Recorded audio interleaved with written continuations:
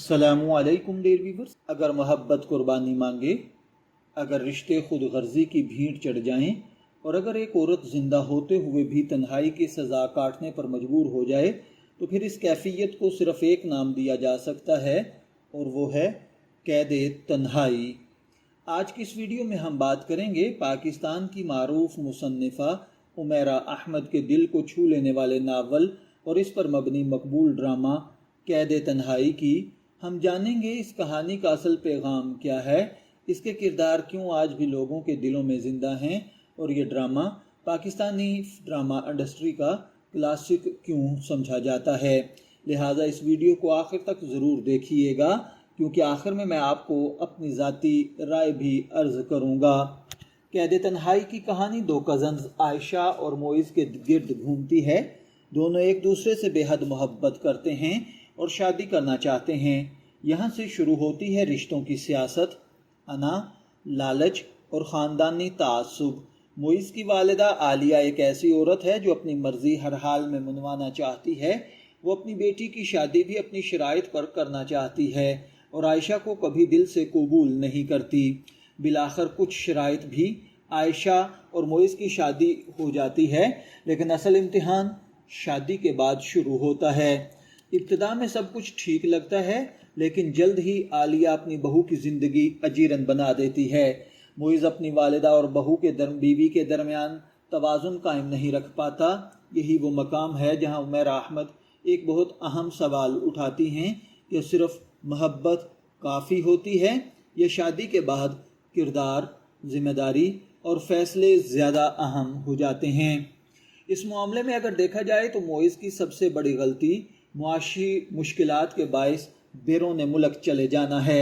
आयशा चाहती है कि वो ना जाए, मगर वो अपनी वालिदा के दबाव में आकर चला जाता है।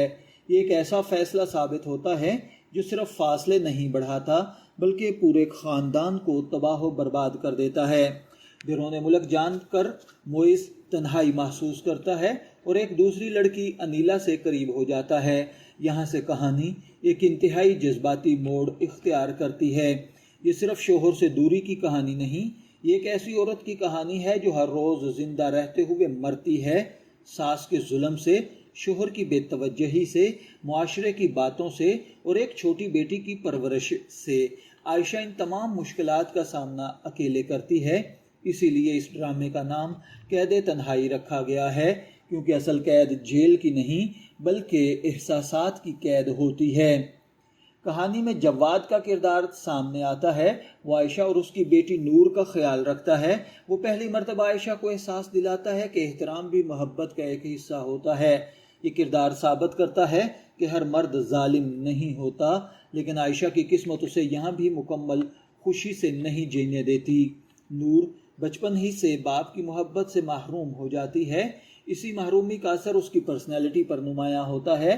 वो ज़िद्दी बनती है, गुस्सा करती है और अपने वालिद से शदीद नफ़रत करती है। ये किरदार नफ्सियाती एतबार से बहुत हकीकत पसंदाना महसूस होता है। अगर इस ड्रामे में आलिया के अंजाम की बात की जाए तो हर जुल्म का अंजाम बुरा होता है। आलिया ने जो अपनी बहू के साथ किया, वक्त ने वही उसके साथ किया। इसी मकाम पर उमैरा अहमद कुरान के इसी उसूल को कहानी में बहुत खूबसूरती से शामिल करती हैं कि इंसान जो बोता है वही काटता है। यही इस कहानी का सबसे मजबूत अखलाकी पैगाम है। अगर अदाकारी की बात की जाए तो हर किरदार ने कमाल किया है।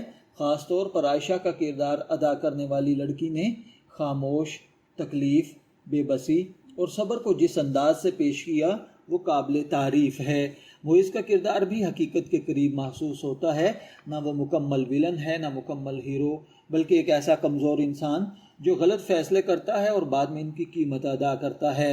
आलिया का किरदार पाकिस्तानी ड्रामों के यादगार सासों में शुमार किया जाता है। उमैरा अहमद हमेशा इंसानी नफ्सियात, ईमान, ताल्लुकात और मुआशरती मसाइल पर लिखती हैं। कैदे तन्हाई में भी उन्होंने यही साबित किया कि इंसान की सबसे बड़ी जंग बाहर नहीं बल्कि अपने अंदर होती है। ये सिर्फ एक मोहब्बत की कहानी नहीं बल्कि ज़िम्मेदारी, एतमाद और सब्र व मुआफ़ी की कहानी भी है। ड्रामे और नावल में फ़र्क क्या है? अगरचे ये ड्रामा नावल की बुनियादी पैगाम को बरकरार रखता है, लेकिन नावल में किरदारों के एहसासात, अंदरूनी कशमकश اور نفسیاتی کیفیت زیادہ تفصیل سے بیان کی گئی ہے، اسی لیے جو لوگ پڑھنے کے شوقین ہیں ان کے لیے ناول زیادہ گہرا تجربہ ثابت ہو سکتا ہے۔ اب سوال یہ پیدا ہوتا ہے، آیا کیا یہ ڈرامہ دیکھنے کے قابل ہے یا نہیں؟ اگر آپ خاندانی، جذباتی اور حقیقت پسندانہ کہانیاں پسند کرتے ہیں تو قید تنہائی ضرور دیکھنی چاہیے۔ یہ صرف ایک پرانا ڈرامہ نہیں بلکہ پاکستانی ٹیلی ویژن کی بہترین کلاسک تخلیقات میں سے ایک ہے۔ قید تنہائی ہمیں یہ سبق دیتا ہے کہ صرف ساتھ رہنا محبت نہیں بلکہ ذمہ داری نبھانے، اعتماد قائم رکھنے اور مشکل وقت میں ایک دوسرے کا ہاتھ تھامنے کا نام ہے۔ غلط فیصلے صرف ایک انسان کی زندگی نہیں بدلتے بلکہ پوری نسلوں کو متاثر کر سکتے ہیں۔ اگر آپ نے یہ ڈرامہ یا ناول پڑھا ہے یا دیکھا ہے تو کمنٹس میں ضرور بتائیں کہ آپ کا پسندیدہ کردار کون سا تھا، کیا آپ کو عائشہ کے فیصلے درست لگے اور کیا معیز معافی کا مستحق تھا۔ اگر یہ ریویو پسند آیا ہو تو ویڈیو کو لائک کریں، اپنے دوستوں کے ساتھ شیئر کریں اور ہمارے چینل کو سبسکرائب کرنا نہ بھولیں۔ شبیر احمد کو اجازت دیجیے، پھر ملاقات ہوگی کسی نئے ٹاپک کے ساتھ۔ تب تک کے لیے اللہ حافظ۔